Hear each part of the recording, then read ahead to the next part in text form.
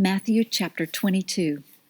Jesus answered and spoke again in parables to them, saying, The kingdom of heaven is like a certain king, who made a marriage feast for his son, and sent out his servants to call those who were invited to the marriage feast, but they would not come.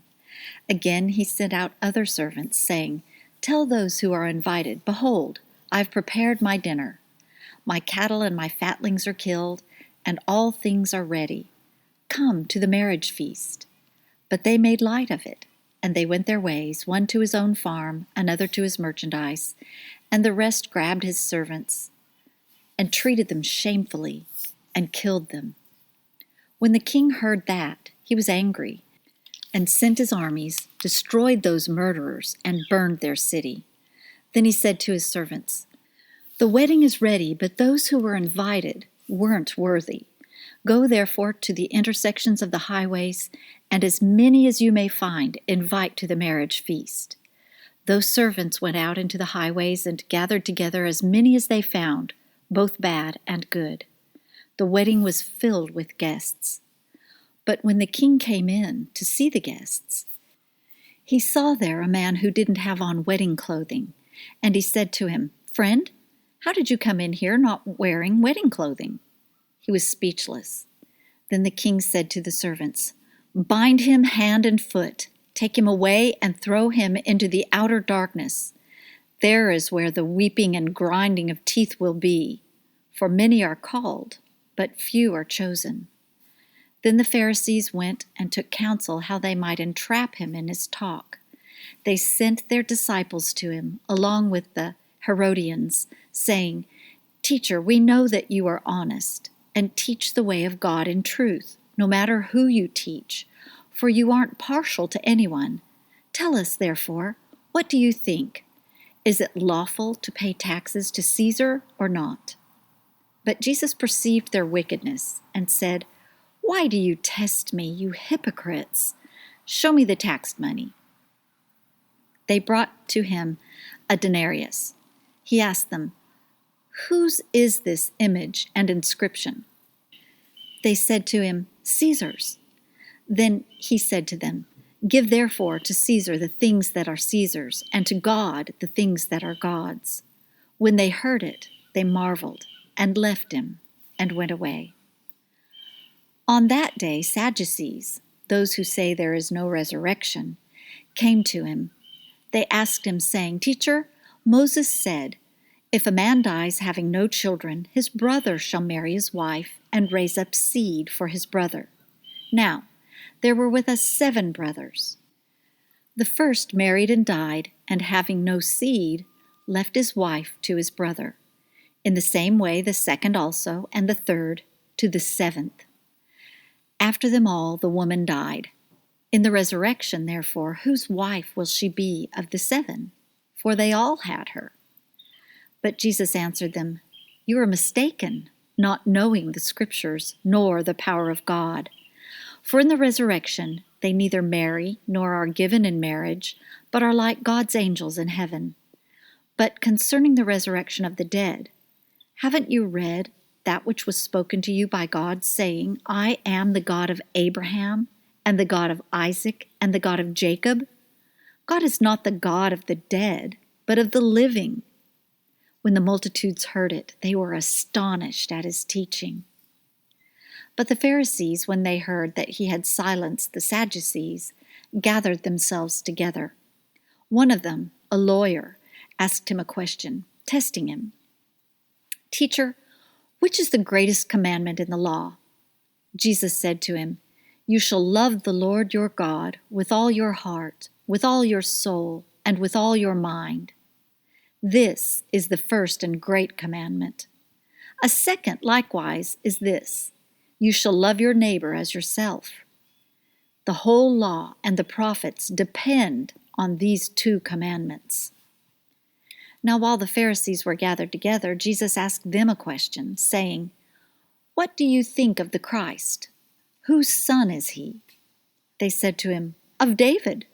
He said to them, How then does David in the Spirit call him Lord, saying, The Lord said to my Lord, Sit on my right hand until I make your enemies a footstool for your feet. If then David calls him Lord, how is he his son?" No one was able to answer him a word, neither did any man dare ask him any more questions from that day forth. Chapter 23. Then Jesus spoke to the multitudes and to his disciples, saying, "The scribes and the Pharisees sat on Moses' seat. All things, therefore, whatever they tell you to observe, observe and do. But don't do their works, for they say and don't do. For they bind heavy burdens that are grievous to be borne, and lay them on men's shoulders, but they themselves will not lift a finger to help them. But all their works they do to be seen by men. They make their phylacteries broad, enlarge the fringes of their garments, and love the place of honor at feasts, the best seats in the synagogues, the salutations in the marketplaces, and to be called Rabbi, Rabbi by men. But don't you be called Rabbi, for one is your teacher, the Christ, and all of you are brothers.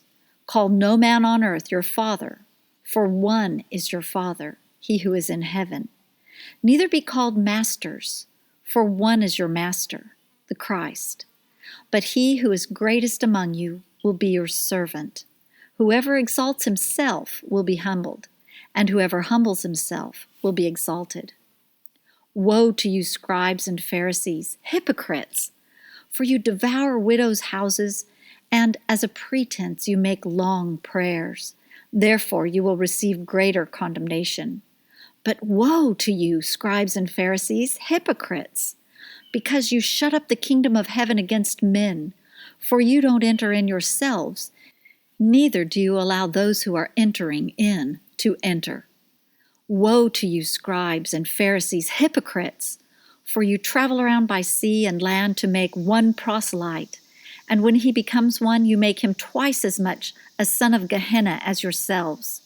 Woe to you, you blind guides, who say, "Whoever swears by the temple, it is nothing, but whoever swears by the gold of the temple, he is obligated." You blind fools! For which is greater, the gold or the temple that sanctifies the gold? Whoever swears by the altar, it is nothing, but whoever swears by the gift that is on it, he is obligated? You blind fools! For which is greater, the gift or the altar that sanctifies the gift? He therefore who swears by the altar swears by it and by everything on it. He who swears by the temple swears by it and by him who was living in it. He who swears by heaven swears by the throne of God and by him who sits on it. Woe to you, scribes and Pharisees, hypocrites! For you tithe mint, dill, and cumin, and have left undone the weightier matters of the law, justice, mercy, and faith. But you ought to have done these, and not to have left the other undone. You blind guides, who strain out a gnat and swallow a camel. Woe to you, scribes and Pharisees, hypocrites! For you clean the outside of the cup and of the platter, but within they are full of extortion and unrighteousness. You blind Pharisee, first clean the inside of the cup and of the platter, that its outside may become clean also. Woe to you, scribes and Pharisees, hypocrites! For you are like whitened tombs, which outwardly appear beautiful, but inwardly are full of dead men's bones and of all uncleanness. Even so, you also outwardly appear righteous to men, but inwardly you are full of hypocrisy and iniquity. Woe to you, scribes and Pharisees, hypocrites! For you build the tombs of the prophets and decorate the tombs of the righteous and say, "If we had lived in the days of our fathers, we wouldn't have been partakers with them in the blood of the prophets." Therefore you testify to yourselves that you are children of those who killed the prophets. Fill up then the measure of your fathers. You serpents, you offspring of vipers, how will you escape the judgment of Gehenna? Therefore, behold, I send to you prophets, wise men, and scribes. Some of them you will kill and crucify, and some of them you will scourge in your synagogues and persecute from city to city, that on you may come all the righteous blood shed on the earth, from the blood of righteous Abel to the blood of Zechariah, son of Berechiah, whom you killed between the sanctuary and the altar. Most certainly I tell you, all these things will come upon this generation. Jerusalem, Jerusalem, who kills the prophets and stones those who are sent to her. How often I would have gathered your children together, even as a hen gathers her chicks under her wings, and you would not. Behold, your house is left to you desolate. For I tell you, you will not see me from now on, until you say, Blessed is he who comes in the name of the Lord. Chapter 24. Jesus went out from the temple and was going on his way. His disciples came to him to show him the buildings of the temple, but he answered them, You see all of these things, don't you? Most certainly I tell you, there will not be left here one stone on another that will not be thrown down. As he sat on the Mount of Olives, the disciples came to him privately, saying, Tell us, when will these things be? What is the sign of your coming and of the end of the age? Jesus answered them, Be careful that no one leads you astray.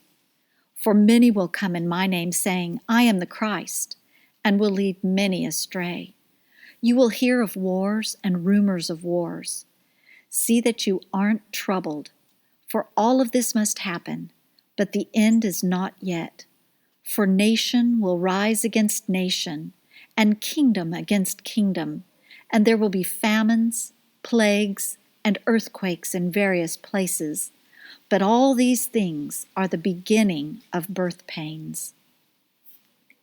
Then they will deliver you up to oppression and will kill you. You will be hated by all of the nations for my name's sake. Then many will stumble and will deliver up one another and will hate one another. Many false prophets will arise and will lead many astray. Because iniquity will be multiplied, the love of many will grow cold. But he who endures to the end, the same will be saved. This good news of the kingdom will be preached in the whole world for a testimony to all the nations, and then the end will come. When therefore you see the abomination of desolation, which was spoken of through Daniel the prophet, standing in the holy place, let the reader understand. Then let those who are left in Judea flee to the mountains.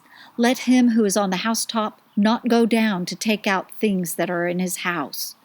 Let him who is in the field not return back to get his clothes. But woe to those who are with child and to nursing mothers in those days. Pray that your flight will not be in the winter, nor on a Sabbath, for then there will be great oppression, such has not been from the beginning of the world until now, no, nor ever will be.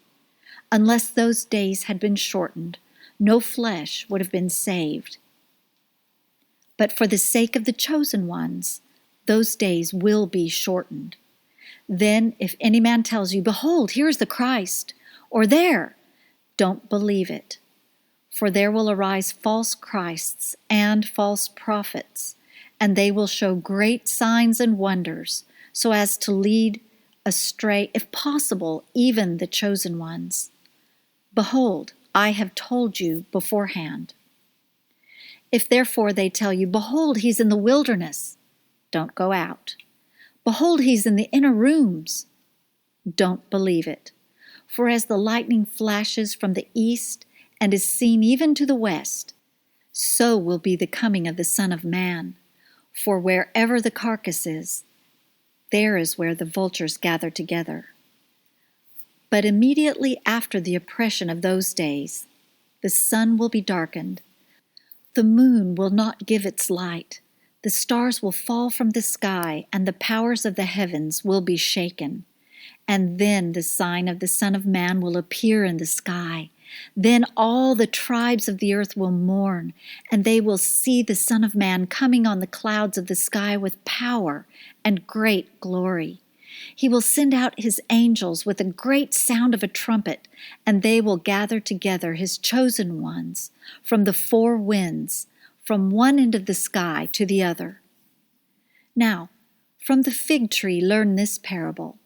When its branch has now become tender and puts forth its leaves, you know that the summer is near. Even so, you also, when you see all these things, know that it is near, even at the doors. Most certainly I tell you, this generation will not pass away until all these things are accomplished. Heaven and earth will pass away, but my words will not pass away. But no one knows of that day and hour, not even the angels of heaven, but my Father only. As the days of Noah were, so will be the coming of the Son of Man. For as in those days which were before the flood, they were eating and drinking, marrying and giving in marriage, until the day that Noah entered into the ship. And they didn't know until the flood came and took them all away. So will be the coming of the Son of Man. Then 2 men will be in the field, one will be taken, and one will be left. 2 women grinding at the mill, one will be taken, and one will be left. Watch therefore, for you don't know in what hour your Lord comes. But know this, that if the master of the house had known in what watch of the night the thief was coming, he would have watched and would not have allowed his house to be broken into. Therefore, also be ready, for in an hour that you don't expect, the Son of Man will come. Who then is the faithful and wise servant, whom his Lord has set over his household to give them their food in due season? Blessed is that servant, whom his Lord finds doing so when he comes. Most certainly I tell you that he will set him over all that he has. But if that evil servant should say in his heart, my Lord is delaying his coming, and begins to beat his fellow servants and eat and drink with the drunkards, the Lord of that servant will come in a day when he doesn't expect it, and in an hour when he doesn't know it, and will cut him in pieces and appoint his portion with the hypocrites. There is where the weeping and grinding of teeth will be. Chapter 25. Then the kingdom of heaven will be like 10 virgins who took their lamps and went out to meet the bridegroom. 5 of them were foolish, and 5 were wise. Those who were foolish, when they took their lamps, took no oil with them. But the wise took oil in their vessels with their lamps. Now, while the bridegroom delayed, they all slumbered and slept. But at midnight there was a cry, Behold, the bridegroom is coming, come out to meet him. Then all of those virgins arose and trimmed their lamps. The foolish said to the wise, Give us some of your oil, for our lamps are going out. But the wise answered, saying, What if there isn't enough for us and you? You go rather to those who sell and buy for yourselves. While they went away to buy, the bridegroom came, and those who were ready went in with him to the marriage feast, and the door was shut. Afterward, the other virgins also came, saying, Lord, Lord, open to us. But he answered, Most certainly I tell you, I don't know you. Watch therefore, for you don't know the day nor the hour in which the Son of Man is coming. For it is like a man going into another country, who called his own servants and entrusted his goods to them. To one he gave 5 talents, to another 2, to another 1, to each according to his own ability. Then he went on his journey. Immediately, he who received the 5 talents went and traded with them and made another 5 talents.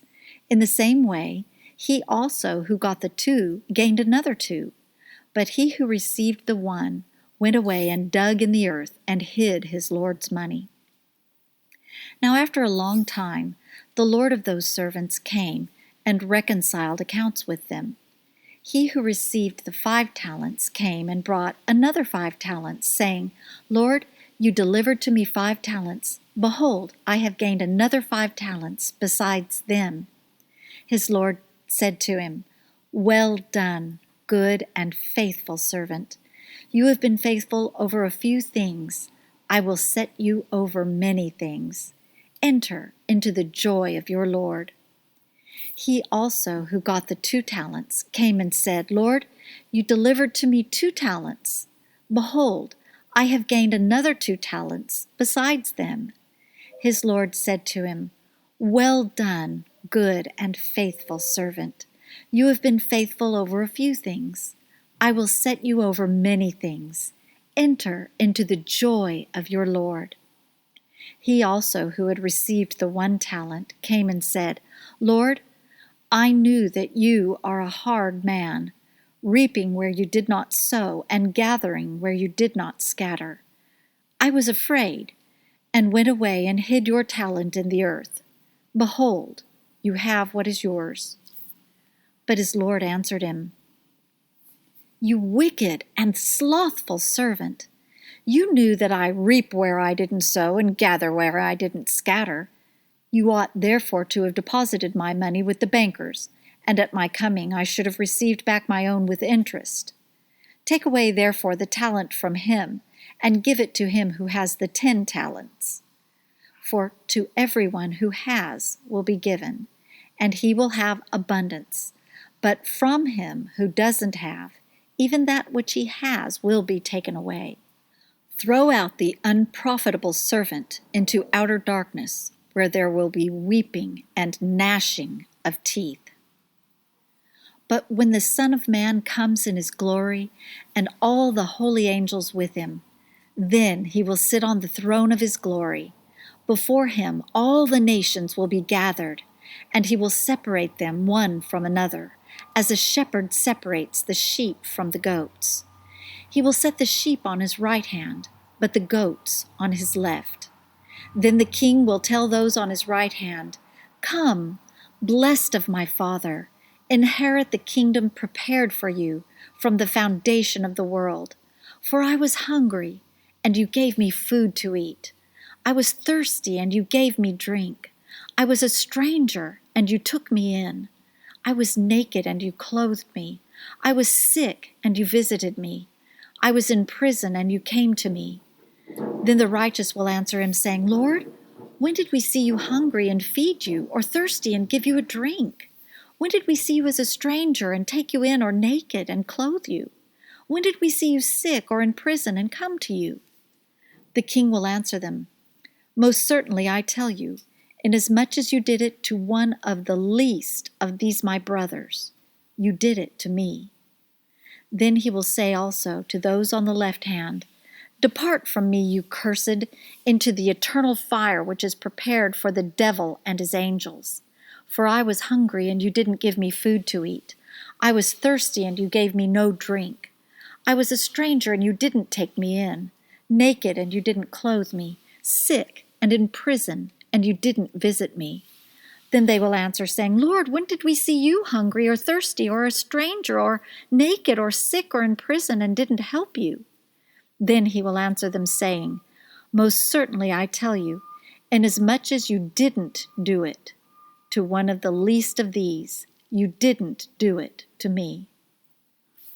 These will go away into eternal punishment, but the righteous into eternal life. Chapter 26. It happened, when Jesus had finished all these words, that he said to his disciples, "You know that after 2 days the Passover is coming, and the Son of Man will be delivered up to be crucified." Then the chief priests, the scribes, and the elders of the people were gathered together in the court of the high priest, who was called Caiaphas. They took counsel together that they might take Jesus by deceit and kill him. But they said, "Not during the feast, lest a riot occur among the people." Now, when Jesus was in Bethany, in the house of Simon the leper, a woman came to him, having an alabaster jar of very expensive ointment, and she poured it on his head as he sat at the table. But when his disciples saw this, they were indignant, saying, "Why this waste? For this ointment might have been sold for much and given to the poor." However, knowing this, Jesus said to them, "Why do you trouble the woman? because she has done a good work for me. For you always have the poor with you, but you don't always have me. For in pouring this ointment on my body, she did it to prepare me for burial. Most certainly I tell you, wherever this good news is preached in the whole world, what this woman has done will also be spoken of as a memorial of her." Then one of the 12, who was called Judas Iscariot, went to the chief priests and said, "What are you willing to give me that I should deliver him to you?" They weighed out for him 30 pieces of silver. From that time he sought opportunity to betray him. Now on the first day of unleavened bread, the disciples came to Jesus, saying to him, "Where do you want us to prepare for you to eat the Passover?" He said, "Go into the city to a certain person and tell him, 'The teacher says, my time is at hand. I will keep the Passover at your house with my disciples.'" The disciples did as Jesus commanded them, and they prepared the Passover. Now when evening had come, he was reclining at the table with the 12 disciples. As they were eating, he said, "Most certainly I tell you that one of you will betray me." They were exceedingly sorrowful, and each began to ask him, "It isn't me, is it, Lord?" He answered, "He who dipped his hand with me in the dish, the same will betray me. The Son of Man goes, even as it is written of him, but woe to that man through whom the Son of Man is betrayed. It would be better for that man if he had not been born." Judas, who betrayed him, answered, "It isn't me, is it, Rabbi?" He said to him, "You said it." As they were eating, Jesus took bread, gave thanks for it, and broke it. He gave to the disciples and said, "Take, eat. This is my body." He took the cup, gave thanks, and gave to them, saying, "All of you drink it, for this is my blood of the new covenant, which is poured out for many for the remission of sins. But I tell you that I will not drink of this fruit of the vine from now on until that day when I drink it anew with you in my Father's kingdom." When they had sung a hymn, they went out to the Mount of Olives. Then Jesus said to them, "All of you will be made to stumble because of me tonight. For it is written, 'I will strike the shepherd, and the sheep of the flock will be scattered.' But after I am raised up, I will go before you into Galilee." But Peter answered him, "Even if all will be made to stumble because of you, I will never be made to stumble." Jesus said to him, "Most certainly I tell you that tonight, before the rooster crows, you will deny me 3 times. Peter said to him, "Even if I must die with you, I will not deny you." All of the disciples also said likewise. Then Jesus came with them to a place called Gethsemane, and said to his disciples, "Sit here, while I go there and pray."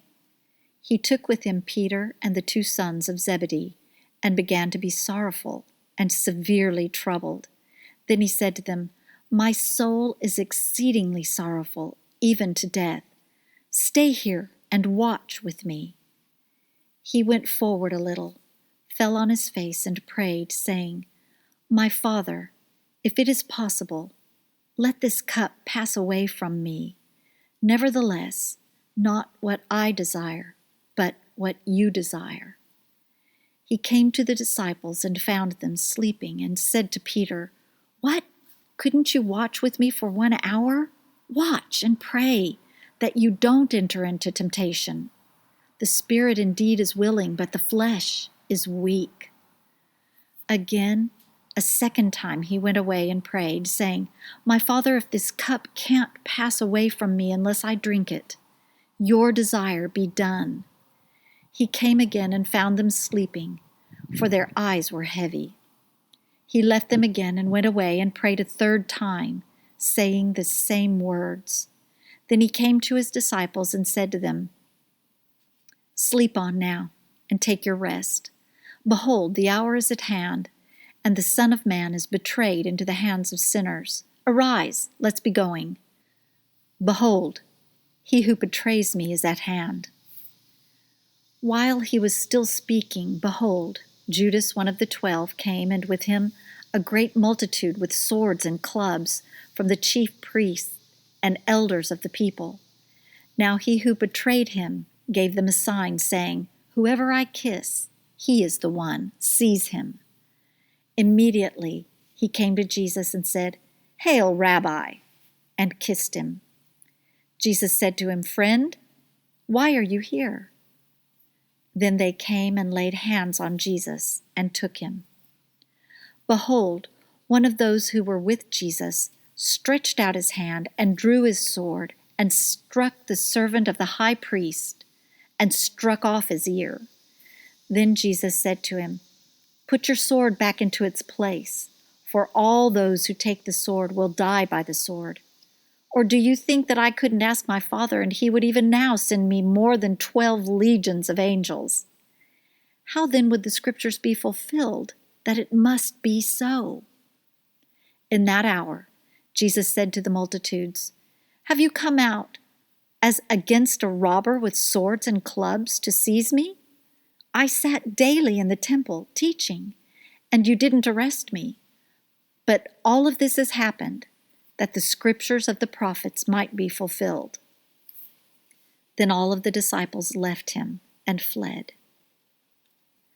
Those who had taken Jesus led him away to Caiaphas the high priest, where the scribes and the elders were gathered together. But Peter followed him from a distance to the court of the high priest, and entered in and sat with the officers to see the end. Now the chief priests, the elders, and the whole council sought false testimony against Jesus, that they might put him to death, and they found none.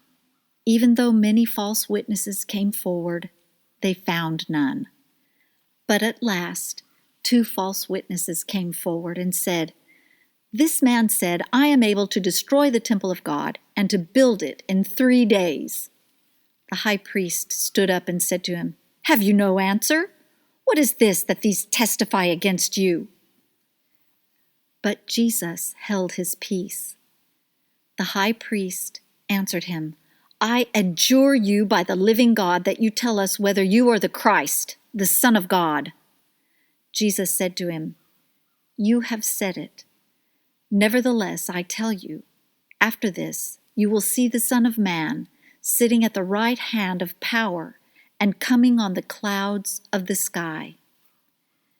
Then the high priest tore his clothing, saying, "He has spoken blasphemy. Why do we need any more witnesses? Behold, now you have heard his blasphemy. What do you think?" They answered, "He is worthy of death." Then they spit in his face and beat him with their fists, and some slapped him, saying, "Prophesy to us, you Christ. Who hit you?" Now Peter was sitting outside in the court, and a maid came to him, saying, "You were also with Jesus the Galilean." But he denied it before them all, saying, "I don't know what you're talking about." When he had gone out onto the porch, someone else saw him and said to those who were there, "This man was also with Jesus of Nazareth." Again he denied it with an oath, "I don't know the man." After a little while, those who stood by came and said to Peter, "Surely you are also one of them, for your speech makes you known." Then he began to curse and to swear, "I don't know the man." Immediately the rooster crowed. Peter remembered the word which Jesus had said to him, "Before the rooster crows, you will deny me 3 times." He went out and wept bitterly. Chapter 27. Now when morning had come, all of the chief priests and the elders of the people took counsel against Jesus to put him to death. And they bound him and led him away and delivered him up to Pontius Pilate, the governor. Then Judas, who betrayed him, when he saw that Jesus was condemned, felt remorse, and brought back the 30 pieces of silver to the chief priests and elders, saying, I have sinned in that I betrayed innocent blood. But they said, What is that to us? You see to it. He threw down the pieces of silver in the sanctuary and departed. He went away and hanged himself. The chief priests took the pieces of silver and said, It is not lawful to put them into the treasury, since it's the price of blood. They took counsel and bought the potter's field with them to bury strangers in. Therefore that field was called the field of blood to this day. Then that which was spoken through Jeremiah the prophet was fulfilled, saying, They took the 30 pieces of silver, the price of him upon whom a price had been set, whom some of the children of Israel priced, and they gave them for the potter's field, as the Lord commanded me. Now Jesus stood before the governor, and the governor asked him, saying, Are you the king of the Jews? Jesus said to him, So you say.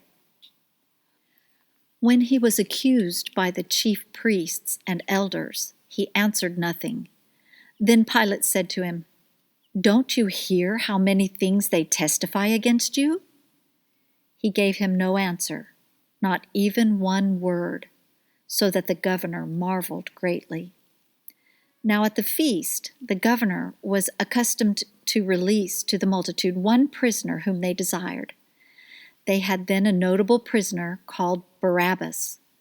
When therefore they were gathered together, Pilate said to them, Whom do you want me to release to you, Barabbas or Jesus, who is called Christ? For he knew that because of envy they had delivered him up. While he was sitting on the judgment seat, his wife sent to him, saying, Have nothing to do with that righteous man, for I have suffered many things this day in a dream because of him. Now the chief priests and the elders persuaded the multitudes to ask for Barabbas and destroy Jesus. But the governor answered them, Which of the two do you want me to release to you? They said, Barabbas! Pilate said to them, What shall I do to Jesus, who is called Christ? They all said to him, Let him be crucified.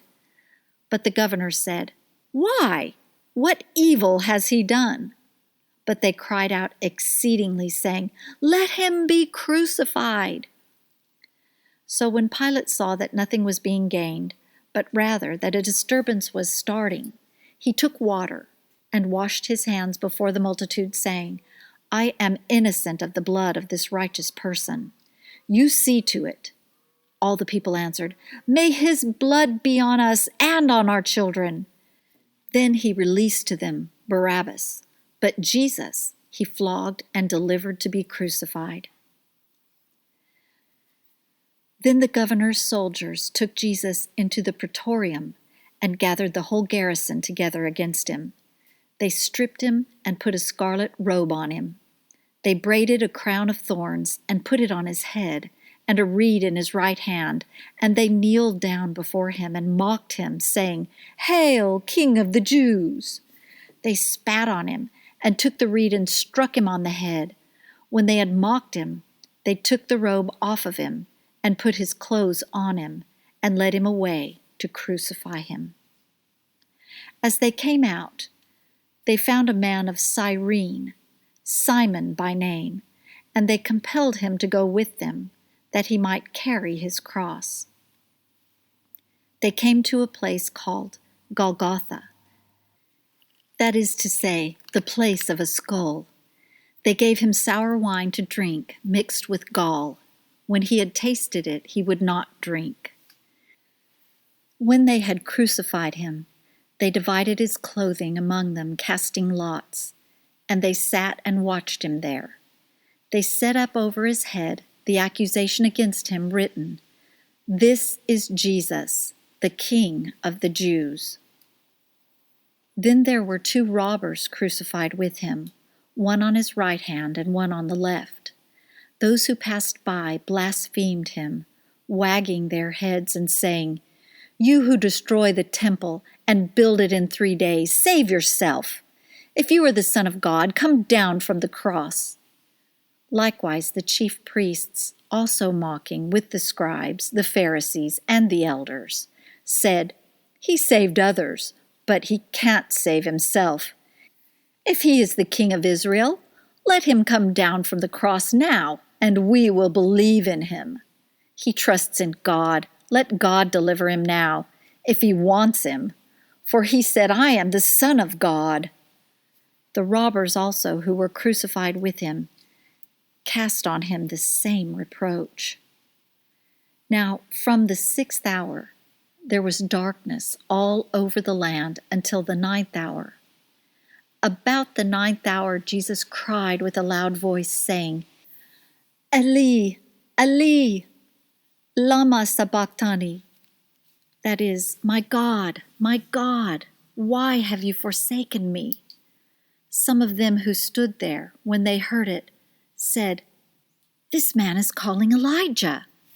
Immediately one of them ran and took a sponge and filled it with vinegar and put it on a reed and gave him a drink. The rest said, "Let him be. Let's see whether Elijah comes to save him." Jesus cried again with a loud voice and yielded up his spirit.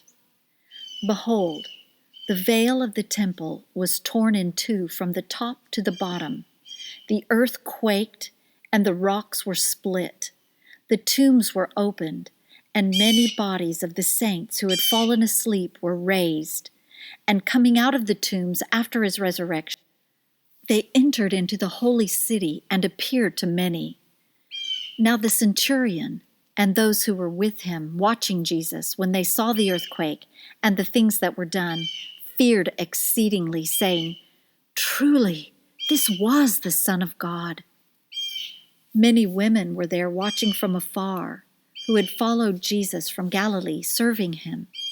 Among them were Mary Magdalene, Mary the mother of James and Joseph, and the mother of the sons of Zebedee. When evening had come, a rich man from Arimathea, named Joseph, who himself was also Jesus' disciple, came. This man went to Pilate and asked for Jesus' body. Then Pilate commanded the body to be given up. Joseph took the body and wrapped it in a clean linen cloth and laid it in his own new tomb, which he had cut out in the rock, and he rolled a great stone to the door of the tomb and departed. Mary Magdalene was there, and the other Mary, sitting opposite the tomb. Now on the next day, which was the day after the preparation day, the chief priests and the Pharisees were gathered together to Pilate, saying, "Sir, we remembered what that deceiver said while he was still alive. After 3 days I will rise again. Command therefore that the tomb be made secure until the 3rd day, lest perhaps his disciples come at night and steal him away and tell the people, 'He's risen from the dead,' and the last deception will be worse than the first." Pilate said to them, "You have a guard. Go, make it as secure as you can." So they went with the guard and made the tomb secure, sealing the stone. Chapter 28.